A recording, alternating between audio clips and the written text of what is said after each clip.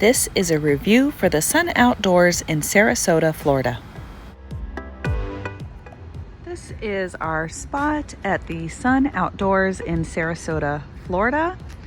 And this is a huge resort. I will show you the map in a minute. We are in K57, and so this is considered one of the deluxe sites. And I think in being deluxe, it just kind of means that you have the picnic table area, and it's maybe a little bit of a longer spot. You can see we easily can park the Jeep here and have the RV here, although it was a little tight getting in here. There's quite a few trees. Our Starlink is kind of off and on, having some issues. Doesn't necessarily love the tree coverage, but for the most part, it is working. So that is good. You can see here is the concrete pad area. We have a picnic table here. It has been raining for a week straight. This is finally the first day we've not had rain, and that's typical of Florida. So I guess you just have to deal with it. At least it's a warm rain. This is the third week of November, and the rate was $100 a night. I think it was about $110 when you add in all the resort taxes and all that type of stuff. So you can see we have septic, we have water, we have 50 amp, and pretty much all the sites are going to at least have that. And then I believe that some of the sites are actually owned. So sometimes people can own the RV spots, and then they also have these cabin, they're kind of like modular home guys. And you can buy those or you can rent those as well. So there's a bunch of different options for people, and this place is really like a town. I mean, they have so much stuff here. It's actually making it a lot of fun for the kids. And the one great thing about our spot is that this is literally the entrance right across there. So you can see we are really close to the pool and the fitness center and the entrance and a bunch of other stuff that's going on, and we can just walk right over to it. So that makes it a really great spot. Here we have just left our campsite and we are walking over to the main area, which we are really closely located to at our spot. You can see there's a big open greens area where they have different games and activities. And then as we kind of come around the corner here, there's a comfort station off there in the distance. And then the Gaga Ball pit. The weather had been rainy and there weren't a lot of kids yet here, but I would imagine this can get pretty crowded sometimes of the year. And then we found the arcade area, and there were actually a fair number of games over here. There was even an old-fashioned Pac-Man machine, which was really fun, I thought, to play. The girls enjoyed doing the Jurassic Park game. You do have to pay for this, so you use your credit card and you get this little card that gives you so many tokens, and then you're using that to pay so many tokens per game. And I don't even know what it ended up being. I think we spent probably about $20 in some games and probably entertained ourselves for about 30 minutes or so. And then the pool area, the main pool area, is right here, kind of behind the main restaurant entrance sales building, right in the front. Very large pool. You can do lap swimming. They have a big water slide feature that comes down into the pool. And then there's a separate smaller soaker pool for little kids that has more like splash pad features. So if you have little ones that aren't quite swimming, that's a good option. And then there's an indoor pool as well, so you can do laps there. There's the fitness center. I think the kids had to be 15 to go to the fitness center, so we didn't do that. After that, we headed over to the kind of arts and crafts area. So there's a building area, there's a horseshoe spot, and then there's the mini golf. So you can see that's the mini golf area, which we just decided not to do that night. But we did head over and spend some time by the arts and crafts building. They have a number of different activities you can do. So a number of free activities where they just have the materials sitting out where you can work on stuff.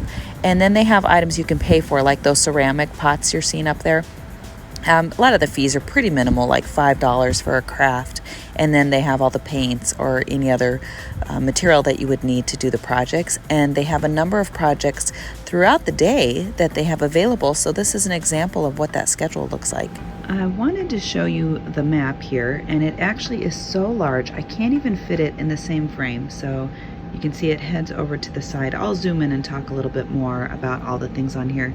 And it heads all the way here. It has 3 folds to it. It is that large. But if we zoom in here, you can see where you're coming in through the main entrance. This is where a base for a lot of the items. So the main office is right here. There's a store that's right here as well, and then they have sales offices because a lot of these spots are owned. So the dark blue ones are the owned spots, the annual spots for people. These are considered like vacation rentals, which might be cabin type things, modular home kind of setups. And then the green ones indicate the RV spots. And so when you come in, we were actually right here in K57, and this was a nice spot because it was really close to this center of a bunch of different activities and things that are in this area. That made it a nice spot, but I think in hindsight, or next time we come down, we'll probably try to get one of these pull-throughs because it was a little tight trying to get in here, and it would have been easier with our large RV to get into one of these spots over here. So I'd highly recommend looking in this area if you have a large rig with you. Down over here, you saw on the video the pool area. That's where this is located. Here's the 2 spas. One is adult only. Here's kind of the bar area over here, and then they have a ton of tables and stuff set up, and they were doing bingo one night and karaoke the other night, and so it seems like this is really a gathering place for the people that live here. And a lot of people were recognizing each other and, you know, talking to each other, when did you get in? And so obviously there's a lot of great community here for the people that live here. There's shuffleboard over here, the water slide. This was the indoor pool and exercise facility, and then over here they have like archery and stuff. And then up here, this is where the game room was that we showed you, and kind of an outdoor yard place, and you can do different bocce ball and gaga ball and stuff like that is all up here. And then out this direction, they have disc golf is down here. There's a lake up here. Of course, you don't get into Florida lakes, right, because of alligators, but they do have a little launching spot here where you can launch your remote controlled sailboat and run that around the lake. They have a fishing dock over on this side. And then down on the east side, they have a sports complex over here too, with your tennis courts and your pickleball and volleyball. That's the dog park. So they have all that stuff over on this side. There's a laundry facility up here. There was a laundry facility over here and a comfort station, but that's the only bathroom kind of area. So my guess is that you have to be a self-contained RV in order to stay here and have your own you know, restroom facilities in order to stay here. And then over here they have a big gathering hall and like billiards area and stuff like that. So lots of different things that they offer. I would imagine most of the people here that are owners have golf carts because it is quite a bit of a distance to get over to the activities, but that's probably why they make a lot of the kind of RV short-term rentals up in this area that's nice and close, so you can just walk over here. You can do golf cart rentals. I think they were about $60 a day. So if we were just staying and spending most of our time at the park, maybe that would be worth it. But this certainly is a very walkable distance to all the stuff over here. So there's a little bit about the park. Now, our main reason for going to Sarasota was actually to visit the Ringling Brothers Museum and Catazan, which is John and Mabel Ringling's house that they developed. And this is just a little bit of footage to show you what the Ringling Museum, which is the circus museum, looks like. Jeremy's from Wisconsin, and so we've been to Baraboo to see the circus museum up there, but this one is definitely larger and a little bit more extravagant. They have a whole interactive area where you can do some different hands-on activities, which makes it a lot of fun for the kids. There's a ton of history here, multiple different buildings. It's on a beautiful grounds area with a big botanical gardens. There's an art museum as well, if your kids will tolerate going around the art museum. And then, of course, Catazan is really cool to tour. It was built in the 20s, so it's kind of the same time frame as when you get the Hearst Castle, and you're getting all of these other very opulent, extravagant homes around that same time period. So that was a cool one to experience. From here, we drove out to Lido Beach and just spent a little bit of time on the coast. It was really easy to park. A lot of stuff is within walking distance. St. Armand Circle is really cool to just experience that little circular area and all the little shops that are over there. So a lot of cool stuff to see. And the RV park that we're at is not very far from the coast.